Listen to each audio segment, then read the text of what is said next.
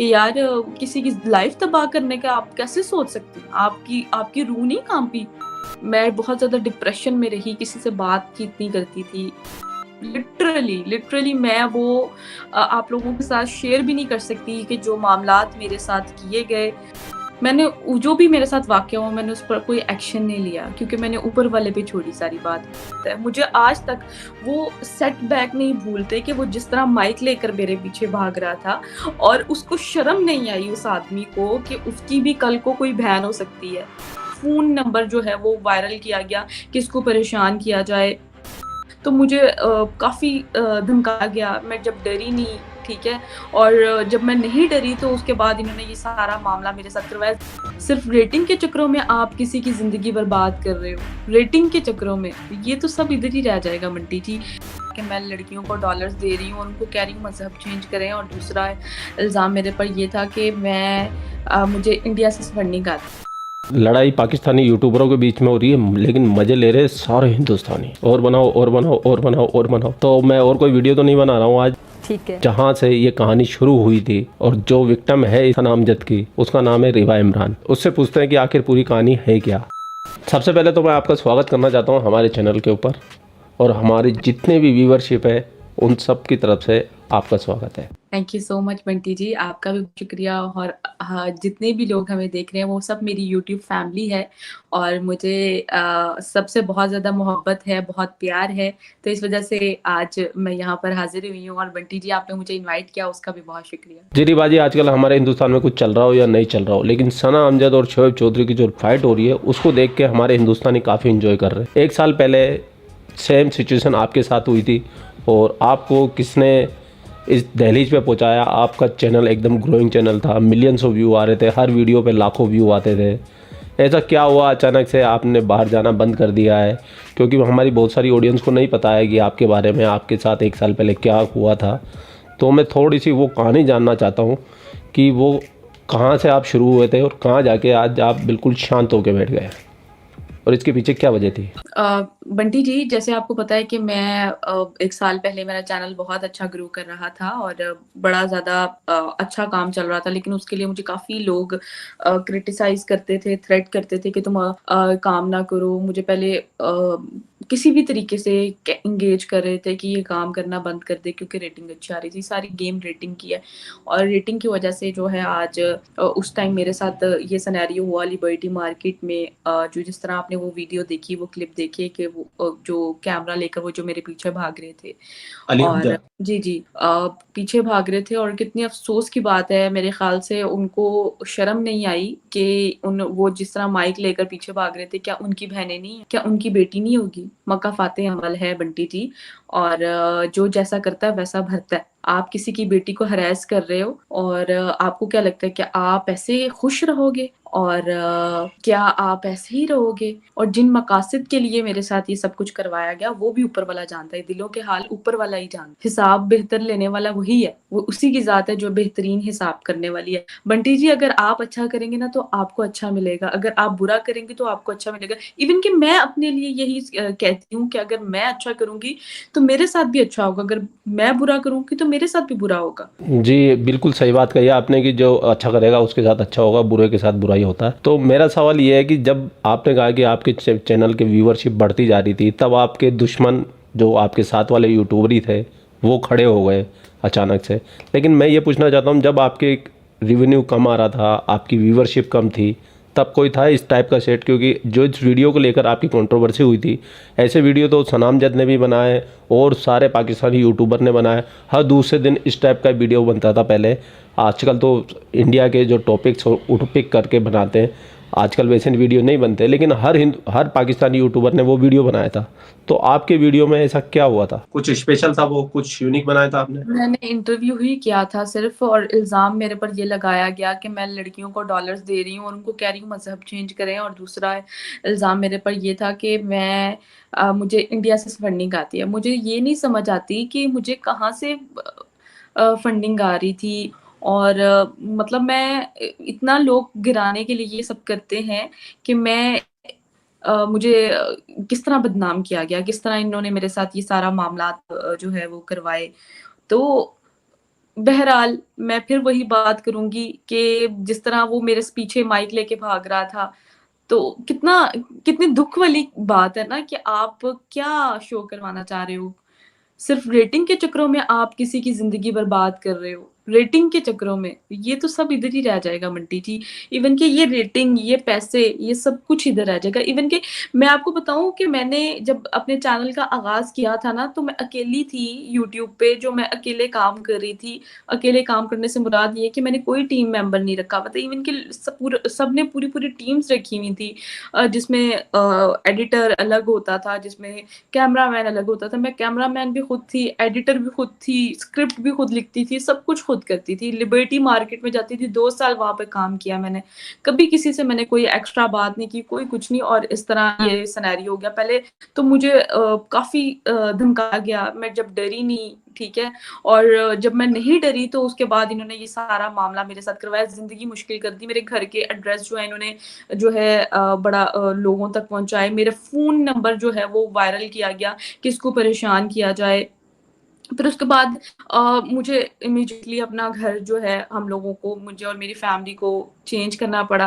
कितने कल्प की बात है कि आप सोसाइटी में अपने मकासद की खातिर किसी को इतना गिरा देते हो कि उसकी ज़िंदगी भी बर्बाद करने के लिए आप तैयार हो जाते हो। कितनी कितनी अफ़सोस की बात है। मुझे आज तक वो सेटबैक नहीं भूलते कि वो जिस तरह माइक लेकर मेरे पीछे भाग रहा था, और उसको शर्म नहीं आई उस आदमी को कि उसकी भी कल को कोई बहन हो सकती है। वो भी किसी की माँ के पेट से निकला है, वो भी अपनी माँ के पेट से निकला है, वो भी वो एक औरत एक्चुअली है ना, वो एक्चुअली वो भी एक प्लांटेड था। उसको किसी ने भेजा था, उसका नाम आप तो नहीं लेगी लेकिन मैं बोल सकता हूँ क्योंकि मेरे पास मैंने अपने वीडियो में सबूत भी दिए हैं। अली हमजा के साथ, सना अमजद के साथ काफ़ी फ़ोटो वीडियो वायरल है।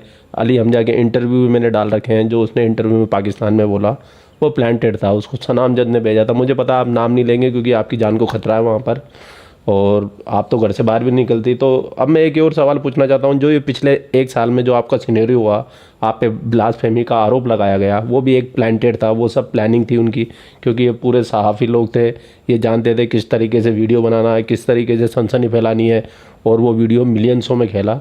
मिलियंसों में मतलब उसमें व्यू आए, और पाकिस्तान की जनता तो वैसे भी इस्लाम के नाम पे कुछ भी कर गुजरने को तैयार है एकदम, मतलब जहालत का टॉप लेवल है पाकिस्तानी।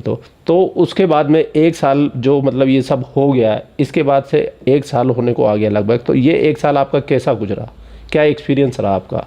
हमारी ऑडियंस को बताओ, क्योंकि इतनी पर्सनल बात आज तक मेरे को नहीं लगता कि आपने किसी के साथ शेयर की होगी। पहले मैं किसी के साथ बंटी जी शेयर नहीं करती थी, लेकिन अब मुझे लगता है कि मैं जो जिस चीज़ को मैंने सफ़र किया वो मुझे बताना चाहिए। मैंने जो भी मेरे साथ वाक़या हुआ, मैंने उस पर कोई एक्शन नहीं लिया, क्योंकि मैंने ऊपर वाले पे छोड़ी सारी बात। और अगर आप कहते हैं कि सारी पाकिस्तानी अवाम जाहिल है, तो ये भी कहना ठीक नहीं होगा, बिकॉज़ बहुत से मैंने ऐसे लोग देखे हैं कि कुछ बेटर भी हैं, कुछ नहीं नहीं, सोच। सारे मतलब नहीं, मेरे बोलने का मतलब है 90% जाहिल है, 10% ठीक है आप जैसे लोग। देखिए बड़ी अफ़सोस की बात है, अगर मैं आपको पिछले पूरे 1 साल का एक्सपीरियंस बताऊँ, मुझे इमीडिएटली जो है अपना घर शिफ्ट करना पड़ा, और बहुत बहुत तकलीफ़ में मैंने पूरा 1 साल गुज़ारा। फिर भी थ्रेड्स आते थे 3 महीने के बाद, जब मैंने काम शुरू किया, फिर भी ये लोग बाज़ नहीं आए। और आपको पता है कि अपने हाथ से चीज़ों को बर्बाद होते देखना, अपने हाथ से चीज़ों को जाते देखना, मेरा इतना अच्छा चैनल तब चल रहा था, और इन लोगों ने मिलकर सारा कुछ खराब किया और इल्ज़ाम भी क्या-क्या लगाए। और लिटरली मैं वो आप लोगों के साथ शेयर भी नहीं कर सकती कि जो मामलात मेरे साथ किए गए, और मुझे जो थ्रेट्स मिले, मुझे जो धमकाया गया, मेरे फैमिली जो कि बहुत शरीफ जो है फैमिली है, ठीक है? अ, अब ऐसा था कि मैं अपने घरवालों को तो नहीं अपनी वजह से, अब ये तो नहीं मैं कर सकती थी कि अपनी वजह से मैं अपने घरवालों को किसी प्रॉब्लम में डालूँ। हम लोगों ने घर शिफ्ट किया, घर शिफ्ट करने के बाद हम लोगों ने मैं बीमार भी, वो होता है ना कि ट्रॉमा, आप उससे निकलते नहीं हो, डिप्रेशन। और मैं बहुत ज़्यादा डिप्रेशन में रही, किसी से बातचीत नहीं करती थी, किसी से दोस्ती नहीं रखती थी, और ना मैं रखना चाहती हूँ, ना दोस्ती, वो कहते हैं ना, ना कहूँ से दोस्ती, ना कहूँ से वैर। बस मैं अपना काम, अब तो मुझे तो साइडलाइन कर दिया गया, ठीक है? उस वाक़यात के बाद मैं तो साइड पे हो गई। चले मैंने 3 महीने काम नहीं किया, उसके बाद मैंने जब पॉडकास्ट शुरू किया, वो मेरा स्टार्ट समझिए मैंने दोबारा से शुरू से काम शुरू किया। तब भी मुझे जो है वो 1-1 हज़ार सिर्फ व्यू आता था, लेकिन फिर भी मैं काम करती रही, मेहनत करती रही और पूरा 1 साल, 1 महीना मैं बहुत बीमार रही। उस अभी जो आपकी व्यूअरशिप है उससे कुछ गुजारा हो जाता है आपका, मतलब इतनी अर्निंग हो जाती है आपकी? मैं आपको ये सारी सिनेरियो बताती हूँ। उसके बाद हुआ ये कि मैं दोबारा से काम जब स्टार्ट किया, तो उन्होंने भी प्रॉब्लम्स क्रिएट करनी की, लेकिन फिर जब मेरी रेटिंग जो है वो डाउन चली गई, तो मामला जो है वो फिर उनके थोड़े से दिल को सुकून हो गया कि चलो यार, जो हम करना चाह रहे थे तो वो तो पॉसिबल हो ही गया, जो हम करना चाह रहे थे। ज़िंदगी बर्बाद किसी की करना चाह रहे थे, वो तो हो गई।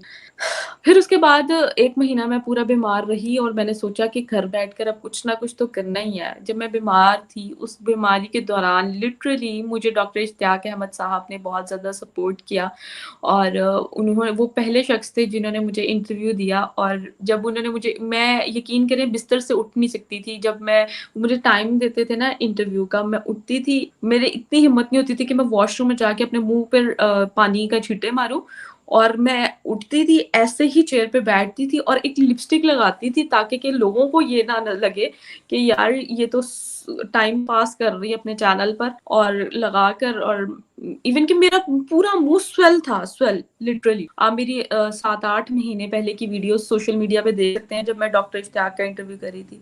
तो आहिस्ता आहिस्ता शुरू किया। फिर नवंबर में मेरी कुछ तबीयत बेहतर हुई, तो मैं तब निकली बाहर अपनी फैमिली के साथ। मेरे फादर मुझे लेके गए कि तुम डिप्रेशन में ना जाओ। बस ये था कि मैं ड्रिप लगाने के लिए जाती थी और वो लगा कर आ जाती थी। और जब मैं आती थी तो बिल्कुल होश नहीं करती थी, सारा दिन सोई रहना, सारा दिन होश ही नहीं करती थी। मेरे पेरेंट्स मुझे देखकर लिटरली, जब मेरी माँ की आंखों से आंसू निकलते थे, तो मैं वो इनको ये वो एहसास नहीं है कि इन्होंने जो गलत किया ना, जो मेरी माँ के आंसू थे ना, तो मैं यही कहूंगी कि मेरी मदर के आंसू मकाफाते अमल है। तो किसी की बहन बेटियों के साथ अगर आप इस तरह करो, आपकी बहन बेटियां भी, जी आप एक औरत से पैदा हुए हैं, आप एक औरत से पैदा हुए हैं। सबसे पहले आप औरत की इज्जत करना सीख। सबसे पहले आप जी जब तक औरत की इज्जत नहीं करेंगे, मेरे ख्याल आप इंसानियत के तकाजों से ही गिर गए कि अगर आप एक औरत की इज्जत नहीं। जी, आपके साथ जो और भी हुआ बड़ा अच्छा और नहीं उसके हुआ। बाद अब ये सिचुएशन है कि जब मैंने इंडोर काम शुरू किया, तो अब सब है वो इंडोर पे आ गए। मैं किसी को क्रिटिसाइज नहीं कर रही, मुझे बड़ी खुशी है। लिटरली मैं उन जैसी नहीं हूँ कि सबको कहूँ कि तुमने तो मेरा कॉपी कर लिया, तुमने तो ये कर दिया। बस बहरहाल मैंने इंडोर शुरू किया, मुझे खुशी कि मैंने वो उसको अच्छे से, मुझे मेरी यूट्यूब फैमिली ने बहुत ज़्यादा सपोर्ट किया। और मुझे आज भी वो ट्रॉमा ना मेरे माइंड में इतना बैठा हुआ है ना, कि मेरा दिल जो है ना कभी-कभी बहुत ज़्यादा ना परेशान हो जाता है। मैं कहती हूँ कि यार, शर्म नहीं आई इन लोगों को, लेकिन फिर भी मैं बस यही कहूँगी कि आप कर भला तो हो भला, करोगे भला तो अच्छा होगा, नहीं अच्छा होगा तो आपने अच्छा भी किया होगा। जी जी जी और जी। बंटी जी देखें, पैसे, चैनल की रेटिंग, अपने एक मकाम, सब इधर रह जाएगा। हो सकता है जी कि कल ये जो रेटिंग आ रही है, मैं इसमें खुश हूँ, ये जो रेटिंग आ रही है कल ना आए, हो सकता है इससे भी अच्छा काम हो जाए, हो सकता है कि ये भी ना हो। तो उस चीज के पीछे एक दूसरे से लड़ना, जिसका वजूद ही कोई नहीं, आने वाले टाइम में ये भी नहीं पता कि वो कंसिस्टेंट है भी है कि नहीं। परमानेंट कोई भी चीज नहीं होती बंटी जी, जी जी जी। कोई भी चीज नहीं होती। लेकिन वो वो चीज नहीं मेरे जहन से निकली कि जब वो, उसके बाद बहुत सी, मैं अब यहाँ पर आपको क्या बातें बताऊं, बहुत सी चीजें मेरे सामने हैं, मेरे पास बहुत से प्रूफ। जी, आप ऐसी बातें शेयर मत कीजिएगा जो आपको और आपको ज़्यादा तकलीफ़ में डाले हो, क्योंकि आपने पिछले 1 साल से सफ़र किया। हम ये भी नहीं चाहते, हम तो सिर्फ, हमारी ऑडियंस है वो ये जानना चाहती थी, सिर्फ उसी बिना पे आपको बुलाया। तो आपकी कहानी जानने के बाद तो हमें काफ़ी सहानुभूति है आपके साथ में। और मैं यही बोलने वाला था कि जो आपके साथ 1 साल पहले किया गया, वैसे एक पाकिस्तानी यूट्यूबर है, वो भी पब्लिक रिएक्शन लेते हैं जैसे पहले आप लेते थे। आजकल ये कहानी उसके साथ दोहराने की कोशिश की जा रही है। तो आप उसके ऊपर जिनके भी साथ अगर आप कुछ, वो भी सब अच्छे तरीके से पता है। मैं सिर्फ यही कहूंगी कि आप लोग अच्छा सोचो, दो लोगों के साथ आप अच्छा करो, आपके साथ भी अच्छा होगा। किसी को गिराने से आपका नहीं संवर जाएगा, किसी की जिंदगी बर्बाद करने से आप लोगों का कुछ भी नहीं हो जाएगा, ठीक है। और बाकी जो करते हैं वो उनका थॉट प्रोसेस है, उन्होंने जो किया वो भुगतेंगे, मकाफाते अमल है, वो करेंगे, ठीक है। और जो अच्छा करता है, वही मैं फिर वही बात दोहराऊंगी, क्योंकि वो चीजें इस कदर मेरे माइंड में अभी तक वो उसके सेटबैक आते हैं कि मैं आपको बयान नहीं कर सकती। मेरी माँ जब वो रोया करती थी ना, तो लिटरली वो मैं मुझे बर्दाश्त नहीं होता था कि वो जब रो रही है, लेकिन फिर भी वो टाइम ही था ना मेरा, हम लोगों के लिए मुश्किलें क्रिएट की गई, तो वक्त था, गुजर ही गया। अब बस अपनी खैर मनानी चाहिए इंसान को, क्योंकि मका जी फाते अमल है। इंसान इधर ही सब कुछ भुगत के जाता है, इधर ही सब कुछ लेके जाता है, और जिस चीज के पीछे इंसान अकड़ता है वो ही इंसान की नहीं रहती, चाहे वो हाँ दुनिया की कोई भी चीज हो बंटी जी। वक्त कोई भी चीज परमानेंट नहीं है। अगर आपके कोई भी मोहब्बत हो, चाहे फिर किसी चीज से लगाव हो, या किसी चीज पे लालच हो, कोई भी चीज परमानेंट नहीं है। मैंने आपको कहा कि अब मैं सिर्फ शौक से काम कर रही थी, और शौक मैंने कभी सोचा भी नहीं था कि इस तरह किसी लड़की को ऐसे किया जाएगा। यार कोई इंसानियत के तकाजों से इतना गिर जाएगा कि यार किसी की लाइफ तबाह करने का आप कैसे सोच सकते हैं? आपकी आपकी रूह नहीं कांपी? आपका ज़मीर नहीं आपको मलामत किया? आप अभी भी जो मेरे साथ करवाना चाह रहे हैं, आप वो किसी और के साथ, ताकि वो भी रास्ते का कांटा हट जाए। मतलब मुझे लिटरली समझ नहीं आ रहा कि इतना सब कुछ होने के बाद भी वो अब और हरबे आजमा रही है बाकियों को भी गिराने के। देखते हैं, चले आने वाला टाइम है, अब वो मुझे तो हटा दिया, चले मैं तो एक साइड पे हो गई, और बाकियों को हटा दें अब जितने लोग काम कर रहे हैं बंटी जी। तो इंटरनेट गायब हो गया था, जैसा कि आपको पता है पाकिस्तानियों का इंटरनेट महान इंटरनेट है पाकिस्तानियों का, ये हमेशा गायब होता रहता है, धोखा देता रहता है। तो वापस से कनेक्ट किया है, और रिबा जी आपका एक बार फिर से स्वागत है। आपकी कहानी हमने सुनी, हमको सुनने के बाद काफ़ी अफसोस हुआ, और मेरी दिली सहानुभूति है आपके साथ में कि जो आपके साथ में हुआ वो किसी और यूट्यूबर के साथ नहीं हो। और मैं तो ये बोलना चाहूँगा पाकिस्तान के जितने भी यूट्यूबर है, तो ये जो पाकिस्तानी यूट्यूबर है जो हमेशा कहते हैं कि हम भारत के साथ शांति करना चाहते हैं, हम अमन का पैगाम देना चाहते हैं, तो मैं इन पाकिस्तानियों को ये बोलना चाहूँगा, तुम अपने आप को तो पहले शांत कर लो। तुम तो खुद दुनिया के सामने लड़ के अपना तमाशा बना रहे हो। एक औरत जो मेरे सामने बैठी है, इसकी ज़िंदगी ख़राब कर दी, ये घर से बाहर तक नहीं जा सकती है। क्या पाकिस्तानी यूट्यूबरों को पैसे से बढ़ के किसी की ज़िंदगी है क्या? शर्म आनी चाहिए। शैम ऑन पाकिस्तानी यूट्यूबर्स जिसने इस कंडीशन पे पहुंचा दिया। आज इसकी ये पानी पूरी खाने के लिए भी घर से बाहर नहीं जा सकती है, क्योंकि अगर किसी जिहादी ने इसको देख लिया तो वो इसको कत्ल कर देंगे, क्योंकि वो वीडियो करीब 7,70,00,000 से ज़्यादा पाकिस्तानियों ने देखी है, और वो सब के सब इसके खून के प्यासे हैं। सपोर्ट करते रहें। सर के चैनल को भी जो है वो ज़रा सब्सक्राइब कीजिएगा, हमारे चैनल को भी सब्सक्राइब कीजिएगा, और हमें दें इजाज़त, और सर को भी दें इजाज़त, और थैंक ये यू। मेरा इंटरव्यू है मैडम, आप इजाजत मत लीजिए, मैं इजाजत ले लेता हूँ। मैं रुक जाइए, आप तो भावनाओं में बह गई है। चलो, आपके चेहरे पे स्माइल आई लास्ट में जाते जाते, अच्छा लगा हमको रियली। और मैं आप लोगों से ये बोलना चाहूँगा कि पूरी कहानी रिबा की आपने सुनी ली। अब आपको खुद डिसाइड करना है कि रियल में विलेन है कौन, और जो विलेन है वो अपने आप को मासूम बताने की कोशिश करने में लगा हुआ है। क्योंकि मेरे को तो पिछले 1 साल से पता है, और जो भी हमारे व्यूवर है, सब्सक्राइबर है, उनको अच्छी तरीके से पता है जो 1 साल पुराने, कि 1 साल पहले क्या टॉपिक ड्रामा ये चला था। तो किसी को एक्सप्लेन करने की ज़रूरत नहीं है। लेकिन जो नए यूट्यूबर है, जो रिबा को नहीं जानते, रिबा की कहानी को नहीं जानते, तो कहानी आज आपके सामने आपने सुनी। तो आप लोगों के क्या विचार है, आप कमेंट्स करके मुझे ज़रूर बताइएगा। और रिबा जी, आपका बहुत बहुत शुक्रिया, और हमें बहुत दुख और अफसोस है आपके साथ इतना बुरा हुआ। अपना ख्याल रखिएगा। पाकिस्तान में जिहादियों की कोई कमी नहीं है। गोलगप्पे खाइए, बाहर मत जाइए, लेकिन घर में पार्सल करके मंगवा के खा सकते हैं आप। Thank you. यहाँ पे तो अमेज़न भी नहीं है जो पार्सल किया जाए। नहीं, वो फूड पांडा है, मुझे पता है वहाँ पर, तो उस पर ऑर्डर करके आप मंगवाइए। अच्छा, ठीक है बंटी जी, अब मैं मंगवा के उस पे व्लॉग बना के अपलोड तो करती हूँ। आपका बहुत बहुत धन्यवाद। जय श्री राम। Thank you. तो दोस्तों, पूरा वीडियो आपने देख लिया। वीडियो देखने के बाद में आपकी जो भी राय हो, कमेंट सेक्शन आप ही का है। आप लोग अपना ख्याल रखिए। आपका भाई आपके लिए पाकिस्तान से रिलेटेड वीडियो लाता रहता है। जय हिंद, वंदे मातरम, जय श्री राम, जय श्री राम, जय श्री राम।